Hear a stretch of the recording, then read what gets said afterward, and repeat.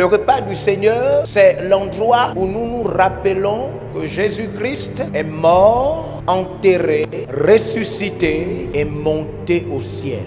C'est ce lieu, cet endroit, le repas du Seigneur, où nous nous rappelons de cela. Il n'y a dans le monde aucune religion, aucune dont le leader a aimé les hommes au point où il a été tué, enterré, ressuscité, a marché pendant 40 jours sur terre et ensuite est monté au ciel en disant: je m'en vais vous préparer une maison, j'arrive. Wow.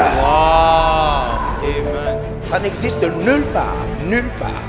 La vie de Jésus-Christ est si mystérieuse qu'elle prête à confusion pour tous ceux qui ne sont pas nés de nouveau. Je vais donc, avant de prendre le repas du Seigneur, je vais me permettre de lire un verset parmi les versets qui expliquent le mystère qu'il y a dès que le pain est pris au nom de Jésus-Christ. Dès que le jus est pris au nom de Jésus-Christ ou le vin, ces éléments vont nous transporter dans quelque chose que Dieu nous a donné pour notre bien. Les personnes qui ont accès à cette table sont les personnes qui se sont engagées par le moyen du baptême. Le baptême qui est l'engagement qu'aujourd'hui maintenant vous pouvez vérifier à travers nos fiches. Parce que nous avons désormais des fiches qui montrent que quelqu'un s'est caché. Le baptême qui est l'engagement d'une bonne conscience envers Dieu par Jésus-Christ qui nous sauve est un acte qui suit directement la conversion. Après s'être converti, après avoir accepté Jésus comme sauveur et Seigneur personnel, le chrétien va donc se faire baptiser. Il va donc s'engager à vivre pour Dieu, avec tout ce qu'il est et tout ce qu'il a. Cet engagement ne peut pas se faire seul. Il ne peut pas aller à la plage seul et se baptiser lui-même à l'insu de tout le monde. Il doit recevoir le baptême de quelqu'un qui est lui déjà chrétien et baptisé. Le baptême s'administre. On donne à quelqu'un le baptême. Ce baptême ne peut se faire qu'en public. Il faut que les autres sachent que désormais tu t'engages à exister et à vivre.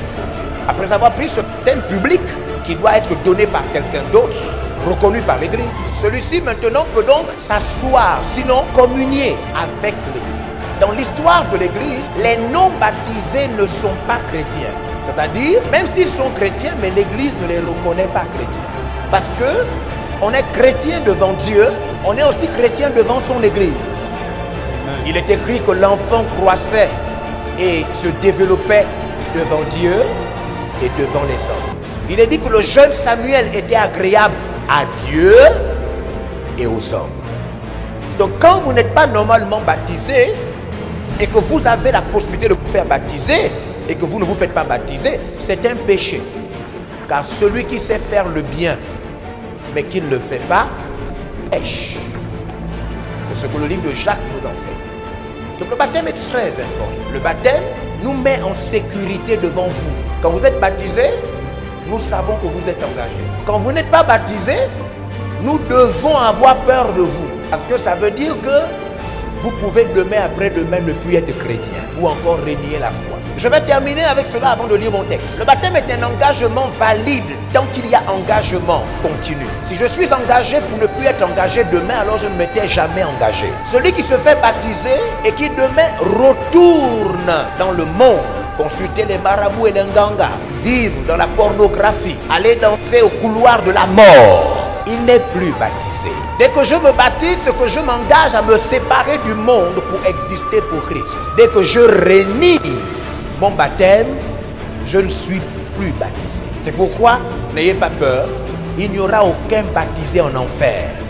Car tous ceux qui abandonnent Dieu ne sont pas baptisés. Amen.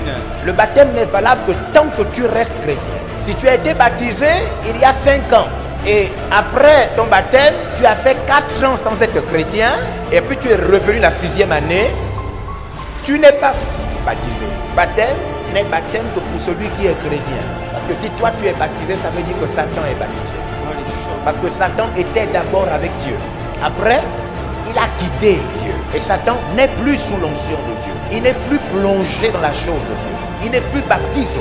Donc tu ne peux pas dire que tu étais païen mais tu étais toujours baptisé. Ça veut dire que Satan est toujours baptisé. Satan n'est plus baptisé et ceux qui ont abandonné la foi ne sont plus baptisés. Nous espérons que vous avez été bénis par ce message de l'apôtre évangéliste Georges Olivier Mbazaboa.